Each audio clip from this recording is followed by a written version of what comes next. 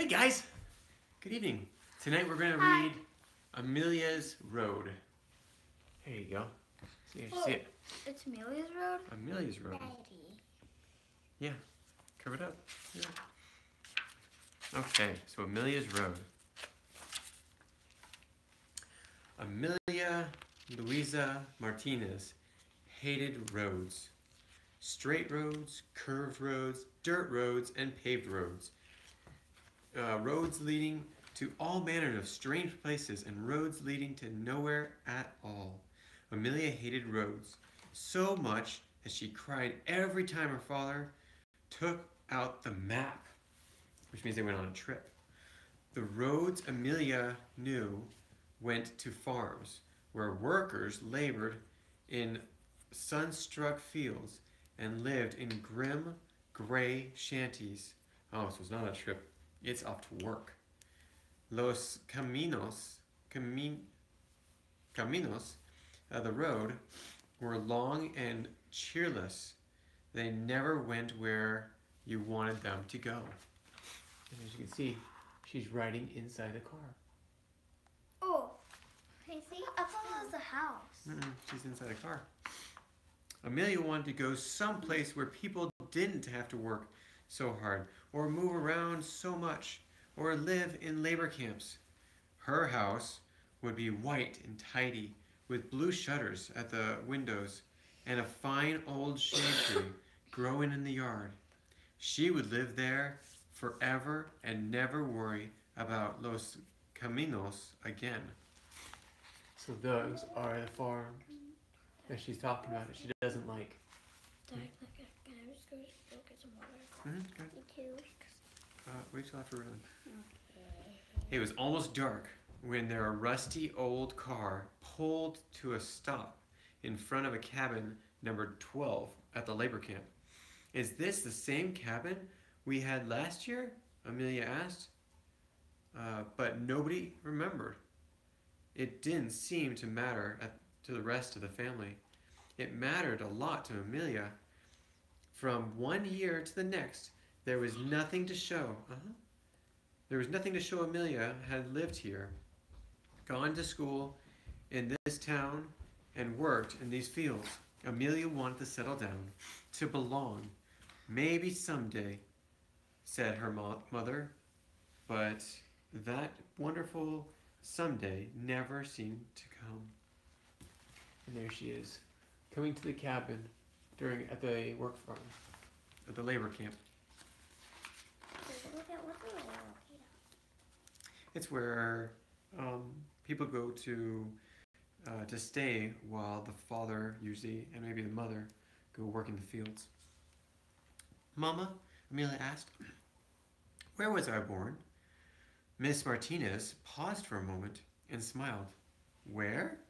Let me see. Must have been in Yuba City, because I remember we were picking peaches at the time. That's right, peaches, said Mr. Martinez, which means you were born in June. Amelia sighed. Other fathers remembered days and dates. Hers remembered crops. Mr. Martinez marked all the important occasions of life by the never-ending rhythm of harvest. There they are, right outside the cabin, getting ready for the day. The next day, everybody got up at dawn. From 5 to almost 8 in the morning, Amelia and her family picked apples. Even though she still felt sleepy, Amelia had to be extra careful so she wouldn't bruise the fruit. By the time she had finished her morning work, Amelia's hands stung and her shoulders ached. She grabbed an apple and hurried off to school. So that's her morning chore. Do you guys have morning chores? Do you guys have morning chores? Yeah. Yeah. Not like picking apples, huh? And definitely not that long. Last year, Amelia spent 6 weeks at Fillmore Elementary School, and not even the teacher had bothered to learn her name. This year, the teacher bothered.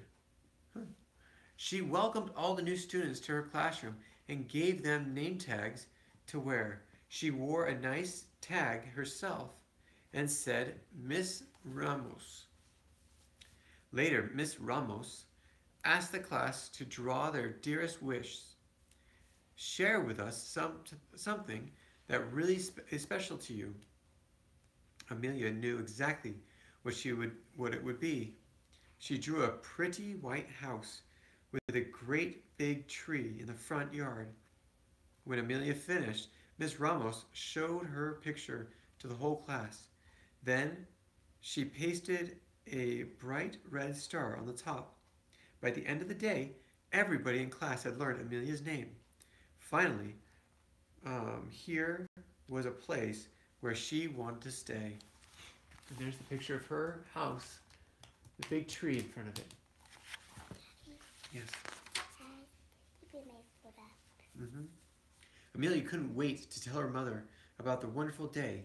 Feeling as bright as the sky, she decided to look for a shortcut back to the camp.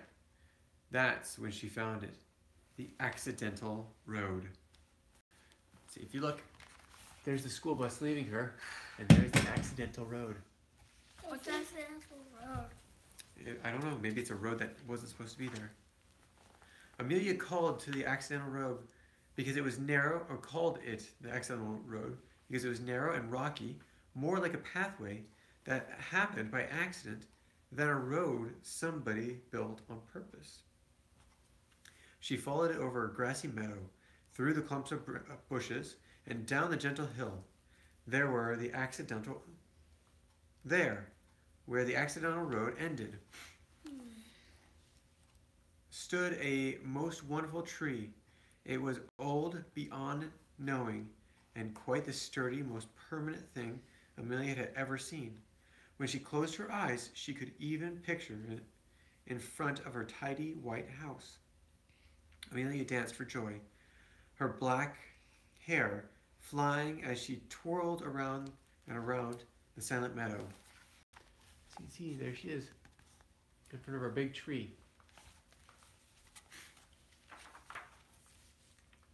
Almost every day when work and school were over, Amelia would sit beneath the tree and pretend she had come home. More than anything in the world, she wanted to belong to this place and know that it belonged to her. There she is, under the tree. But the harvest was almost over, and Amelia didn't know what she'd do when the time came for leaving. She asked everyone for advice.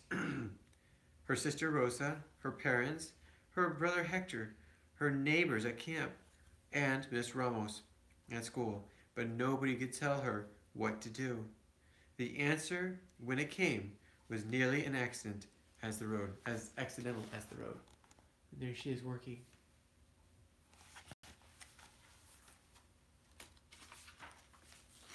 Amelia found an old metal box that somebody had tossed into the trash. It was dented and rusty, but Amelia didn't care.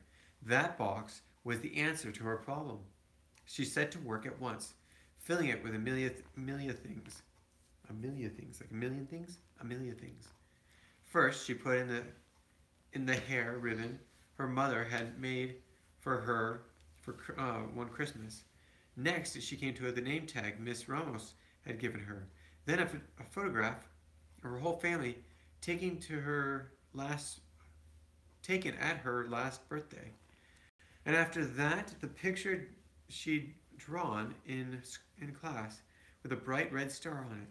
Finally, she took out a sheet of paper and drew a map on the accidental road, from the highway to the very old tree. In her best lettering, she wrote Amelia's Road on the path. Then she folded the map and put it into the box. She's preparing her letter. Yes. Those are hot peppers. Why is there Because she's either from Mexico or somewhere in South or Central America, and they like eating peppers. Daddy, why is there food everywhere on pictures? Just because that's probably some of the crops that they picked.